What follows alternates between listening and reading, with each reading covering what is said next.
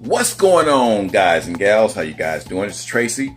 We're going to try something new today. At least it's not really a new recipe. It's just a new look at potatoes and making hash browns. I've made hash browns out of regular russet and regular white potatoes before, and even the baking potatoes, and they've come out good. But I'm going to try these baby new potatoes this time and see how they come out, and it's just a different spin on them. Okay, we've just taken some of these Celebration blend baby potatoes, and we've cut them in half and then cut them in fourths, and then we're going to put them in the little hand food processor and shred them up. And that's probably about 8 of those potatoes, 8 or 9 of those potatoes cut this way. Okay, I got this nice little gadget for Christmas here. It's just a chef-in veggie chops, a hand-powered vegetable chopper, and it's pretty cool looking. I mean, the way it works, you just pull the string like that. Just something to mess around with. Yeah, you could use a food processor and do the same thing, but this is fun. Ideally, you would want to use one of these right here to kind of shred the potatoes up. So this is what you would normally use with a large potato, but because I'm using the small potatoes, we're going to use the veggie chop. Now we're going to see how this is going to work. But again, all you do is kind of hold it, spin it. You see what you're getting right there? It's already starting to chop them up.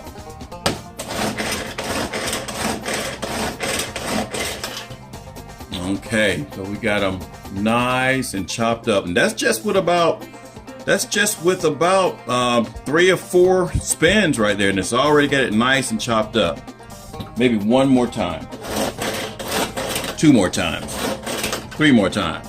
There you go. Now we're gonna put this in a bowl of water so we can pull off some of the starches that are in the potatoes. Okay, we got our next little batch in there. See that? Next little batch, and again, do the same thing.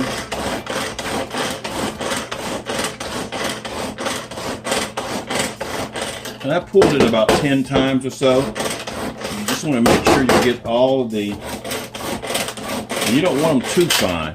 But again, that works pretty fine right there, guys. It does a real good job. Now, as far as them coming together like hash brown, that's another story. We're gonna see.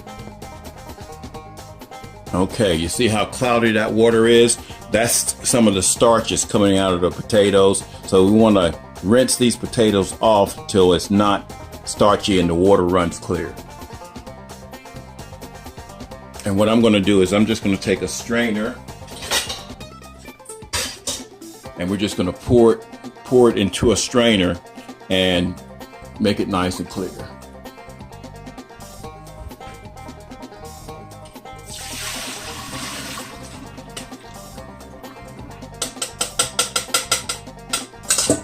And just run our water. And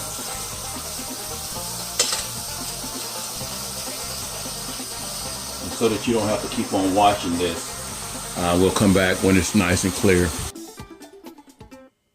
See, now that you look at it, the water's nice and clear. And now we're going to have to dry these things off because we don't want them wet. What I do a lot of times is I put it back in my strainer, and I'll take some paper towels and just push down on it and push some of that water out of there.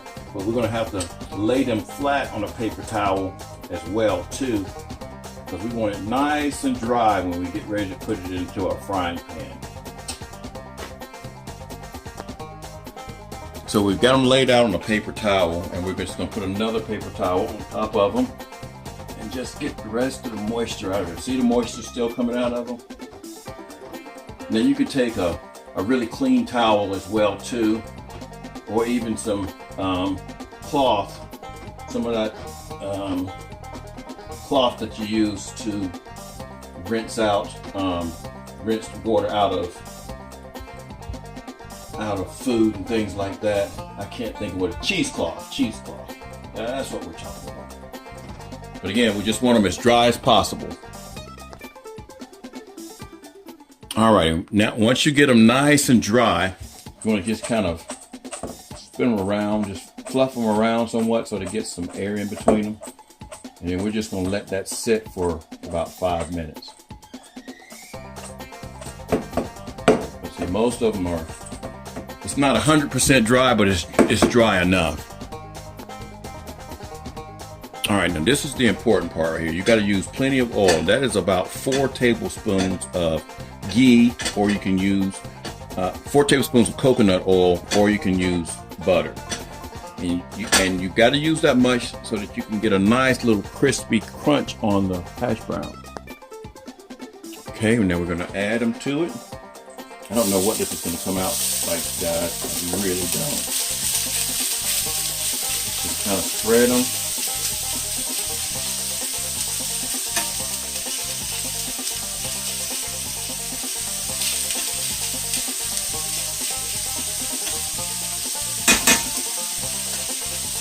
And then you put a lid on it. And don't take that lid off for 5 minutes. See all the steam coming from it? That's what you want. Now we'll add the seasoning, the spices to it once we flip it, if we can flip it. All right, it's been about 5 minutes. We want to look at it and make sure that the edges, and the edges aren't quite brown enough yet. So we want those edges to be a little bit browner than what they are right now. So we're gonna let it cook a little bit longer. All right, now we're gonna try to flip this, but I don't think it's gonna work. So we're not gonna have hash brown. We're not gonna have our classic hash brown. So we're gonna have to do this differently. All righty, this just went to hashed potatoes instead of hash browns. So we're gonna add our spices to it. This is just salt, pepper, garlic powder, and onion powder. It's still gonna be good. It just didn't come out in the patties that we wanted. So that experiment was a fail.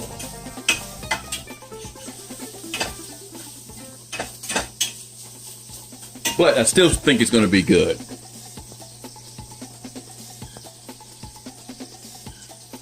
So we're just going to call that hashed potatoes with a crunch. Alrighty, so what turned out, was supposed to be hash browns, turned out to be fried diced tomatoes.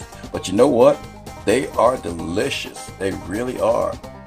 So sometimes a good thing, something that you think is bad can actually turn out to be good. So next time we'll know not to use this type of potatoes for hash browns, or at least we need to shred them instead of chopping them. Anyway, it's a good learning experience. The food is still good. Peace, guys.